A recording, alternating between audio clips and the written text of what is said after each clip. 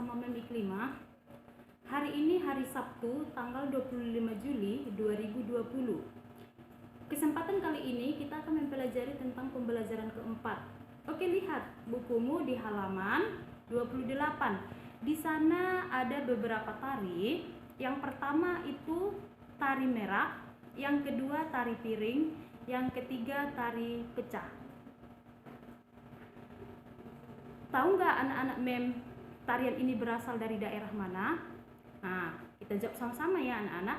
Yang pertama itu adalah tarian merah. Berasal dari daerah Pasundan, Provinsi Jawa Barat. Tari piring berasal dari daerah Minangkabau, Provinsi Sumatera Barat. Yang terakhir adalah tari pecah yang berasal dari daerah Bali, Provinsi Denpasar. Nah, kali ini kita akan membahas tentang nilai yang terdapat pada tari saman, yaitu kekompakan dan kebersamaan. Meskipun terdapat keberagaman pada penarinya, tetapi dilakukan secara kompak yang akan menghasilkan suatu pertunjukan yang menarik dan indah. Begitu juga dengan kehidupan kita sehari-hari. Banyak keragaman dan perbedaan yang kita jumpai, baik itu di rumah, di sekolah, di lingkungan masyarakat. Keberagaman itu akan lebih indah jika dilandasi dengan rasa kebersamaan, persatuan, dan kesatuan.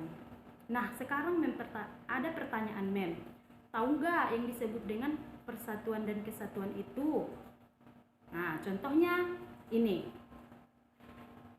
Semua warga bersatu untuk membangun rumah salah satu warganya. Selanjutnya, apa sih yang melatar belakangi Indonesia memiliki keragaman suku bangsa?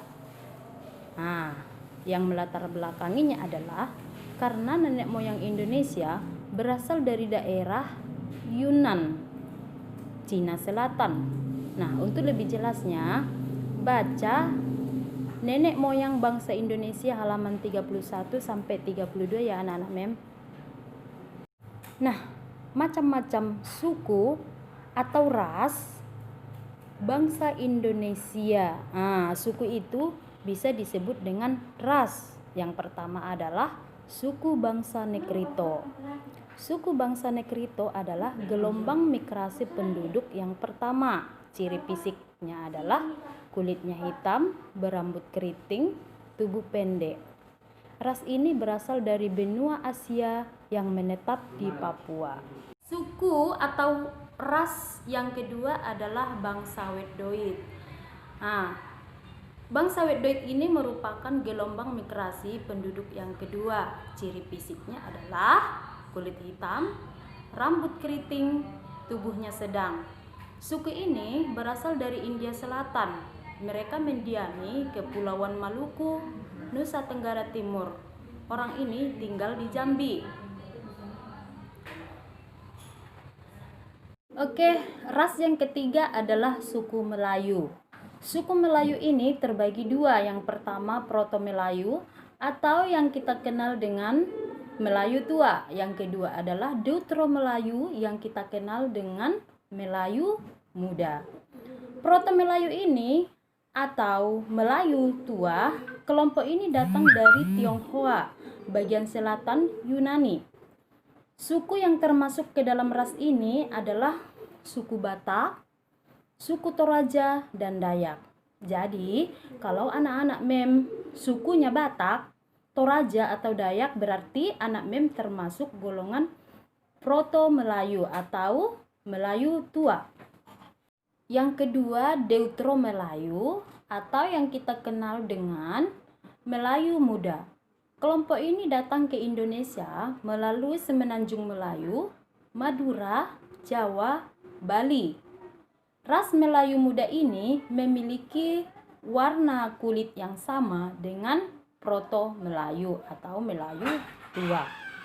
Nah, penyebab keragaman di Indonesia diakibatkan sejumlah faktor. Yang pertama, perbedaan ras asal, perbedaan geografis, Yang ketiga, perbedaan latar belakang sejarah, dan yang terakhir adalah perbedaan agama dan keyakinan.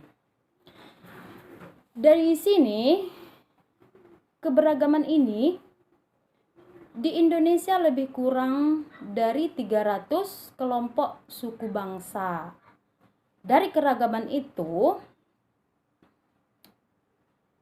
dituangkan ke dalam Bhinneka Tunggal Ika, seperti yang membilang di pembelajaran 1 ya.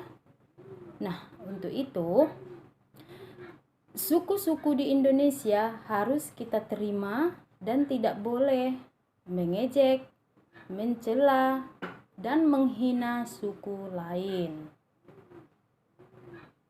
Karena Tuhan menciptakan kita dengan harkat martabat yang sama. Artinya kita sederajat. Cukup sampai sekian pelajaran kita hari ini. Terima kasih. Assalamualaikum warahmatullahi wabarakatuh.